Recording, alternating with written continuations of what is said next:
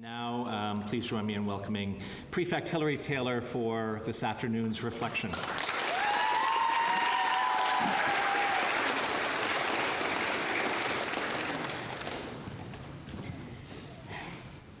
It was Saturday, April 16th at 6:05 p.m. We were on our way to watch Felicia's soccer game. Let me just tell you, it was the funniest game to watch. She could not stop falling every time she ran, and her friend Julia would just kick people's shins for fun. Anyway, not the point. It was Saturday, April 16th at 6:05 p.m., and my friends and I were talking about if I got the opportunity to write a speech and present it during a homily, what would it be on? I responded with grade 11. Good afternoon, Mr. Kidd, Mr. Postma, Miss Vet, faculty, and my fellow peers. You might be wondering why I chose grade 11 and not kindergarten, grade 1, grade 2, grade 3, and yeah, all those other years school was actually simple. Weren't those years ever easy compared to grade 11? Okay, so September of grade 11 and life is good. I've seen all my friends I missed over summer, met new friends, and got my classes that were just wow. Hillary, what were you thinking? IB Bio? I unpacked into my new room with my new roommate, and I can't wait to get the year started, even if I didn't know what this year had in store. September was exciting. Okay, so now it's October. This is easier than I thought. I am traveling to the West Coast, playing lots of hockey, meeting lots of new people, and my grades are where I want them to be. This is before I had my first IB Bio test. October felt happy. Oh, it's November.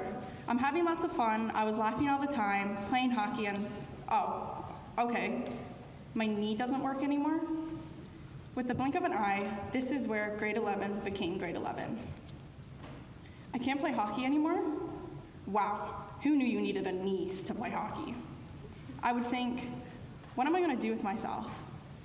After becoming best friends with Lenny and constantly trying to do the things I loved with only one healthy knee, it wasn't working anymore. I had to take a break. November was interesting, to say the least. December, it's almost Christmas break. I can't wait. Watching my teammates skate on the ice that I'm supposed to be skating on, watching them compete against opponents that I'm supposed to be competing against, being in the gym actually working out, where I watched them move around without a limp was hard. I remember Abby saying to me, "Hey, how are you, limp?" And it hit me. People can notice something is wrong with my knee. But it's okay, because soon enough I'll be better. January, after R2L, where I paid all my attention to, is over. We are finally back. Back playing hockey, back with my friends, and back in my house. Awesome, yes, great. It's my first practice back after 2 months. It's game time. Oh, I'm gonna puke. I can't do this. I can't stop shaking. What is wrong with me? Life isn't so enjoyable right now, but why? I felt like I didn't know who I was anymore. Anxiety and depression. These aren't words I would usually use. I mean, I could hardly say the word anxiety, but life now wasn't easy. February, March, when is it over? I don't want to get out of bed, I don't want to put a smile on my face, and I don't want to lie anymore and say, I'm okay. I actually want to be okay. I don't love hockey anymore, but hockey is where my heart belongs. I feel forced to be on the ice, forced to go to the classroom, and forced to talk to my friends, when I would simply just want to be alone in my room. This was my worst heartbreak. I'm falling out of love with the things I am in love with. But people didn't need to know that. They can see my tired eyes that would fill with tears when anyone asked me if I'm okay. But without thinking, I would always say, yeah, I'm okay, with a fake smile across my face. Because no one else needed to feel the way I felt. I needed to feel the way they felt. Being away from my family is hard, but I have my friends, coaches, team, and my Ridley and G West family who love me just as much as I love them, and they would never let me be alone. And I couldn't do life without them, especially Felicia and Maria. There are times I never want to get out of bed, to where Felicia had to physically pick me up, drag me out of bed, force me to get dressed, and give me her smile that she always has. And when her and Maria hugged me, I would just break down. Break down into tears that I have never cried before, and into tears I never want to feel on my cheeks again. I have panic attacks before games, before practices, before tests, before talking to higher authority. But it has never happened to me before. I've never got so nervous or got so scared. So why is this happening? That's a question not even Albert Einstein can answer. February break, yes. A time to just rest and not have to worry about anything. COVID? What's that? Yeah, that's what I had. I'd spent my February break in the lovely health center with Nurse Rob. My throat hurts, my head hurts, I can't sleep. I want my mom. I want to stop crying. All I wanted was to be home in my bed, knowing my mom was right next to me. But I was lucky enough to spend 5 days with my best friend Maria, but even more lucky that we survived living with each other. Survived. That's the key word for February. I survived. It's the day of the test. Just breathe, Hillary. Take your time. You know you can do this. Just believe in yourself, Hillary. Oh no, here we go. My heart is racing, my palms are sweaty, I can't think straight, and there goes my breath. Bring me to my bed and just leave me by myself. Please. School. Something I need, but something that makes me struggle in more than one way. Just calm down. I just need a couple minutes. Okay, it's okay. I caught my breath. Let's do this. An important adult in my life always said to me, "You caught your breath, see? It'll never run away from you." And she would give me the biggest hug, just like my mom does. That is something I'll always remember. March break, home time. I can't wait. I get to see my parents, my brother, my friends. Oh, and of course, I get to be in my own home, in my own bed. I get to relax, spend time with my parents, and not have to worry about any assignments. Even though Ridley is also my home, my Newfoundland home has a different feeling, a feeling I can't explain. Wow, break went quick. I'm already back at school.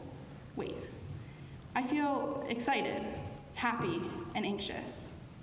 Not the throwing up type of anxiousness, that I can't wait to see all my friends, get back to routine, and be at Ridley type of anxiousness. This time, things feel different. Playoffs. I'm scared. Am I gonna feel the way I did before? Like the way I felt 2 weeks ago? It's game time. First period, second period, now third period. And wow, I did it.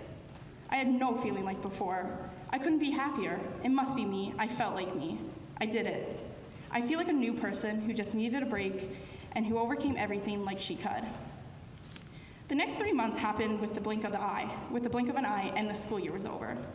I've been living the best 3 years of my life, having fun and laughing a little too much, a little too loud. It feels like just yesterday, I was in my grade 10 year, not talking very much. But here I am, talking in front of everyone. Here I am in 2023, my graduating year. Standing behind a podium I never thought I would be standing behind. Reading a speech to my friends who turned into family, and with memories I made that'll last a lifetime. I'm up until 1 a.m. every morning because me and my roommate can't stop laughing. Hockey has never been so fun. And my breath? My breath I only lose when I laugh at my own jokes that for some reason nobody else finds funny, only Maria. I'm living with my friends who some now know me a little too well. Some who claim they help structure my life. Some I can't live without, and all who make Ridley, Ridley. I've learned to have fun and taking every moment before it's over. Life doesn't depend on who you are in high school, there's plenty of time. But be prepared and don't stress too much about it. Do not stress. Everybody has their own support system behind them, whether you know it or not.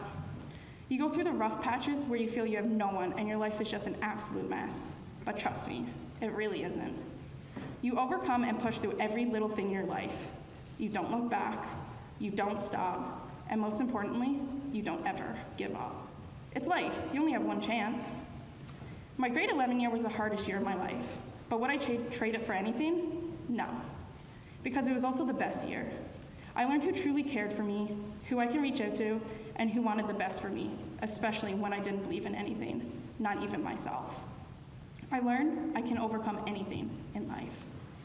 As cliche as it sounds, I remember coming here just 3 years ago. I left home that day with knowing nothing on what life had to bring me. So here is what I wish I had heard. That it's okay to not be okay, to not know, to not understand, to not have figured it out at 17 or 18, because I don't think you're supposed to. Just as long as you're doing something to better yourself each day or the situation that you're in, it's okay. Thank you.